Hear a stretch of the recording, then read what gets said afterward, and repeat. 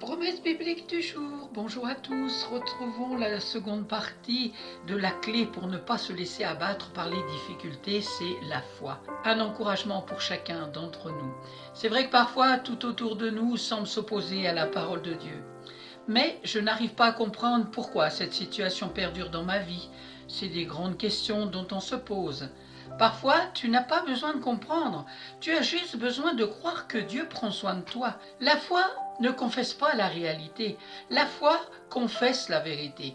Dans Romains chapitre 8, verset 28, il est écrit « Nous savons du reste que toute chose concourt au bien de ceux qui aiment Dieu, de ceux qui sont appelés selon son dessein. » Avec du recul, j'ai compris qu'en réalité, nous travaillons avec Dieu en tant que coéquipiers.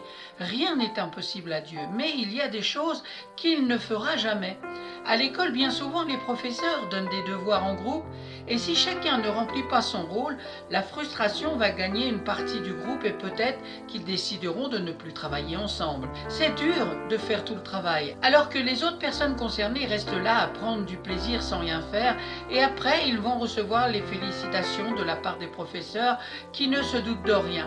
Je ne sais pas pour toi, mais à l'école, j'éviterais ce genre de personnes et je ne voulais pas les avoir non plus dans mon équipe. C'est presque la même chose dans notre relation avec Dieu. Bien qu'il soit tout-puissant, Dieu ne fera jamais ce que toi tu dois faire. Et toi, tu ne pourras pas faire ce que lui seul peut faire. En réalité, bien que physiquement, il semblait ne rien faire de sérieux, tourner en rond chaque jour. Les Israélites menaient bel et bien un combat beaucoup plus important que s'ils le faisaient dans le réel, en faisant le tour de la muraille de Jéricho. Il menait le combat de la foi. Dieu a dit qu'il a des projets de paix et non de malheur pour nous. Mais il faut que tu crois en ses promesses, sinon tu ne les verras pas dans le réel.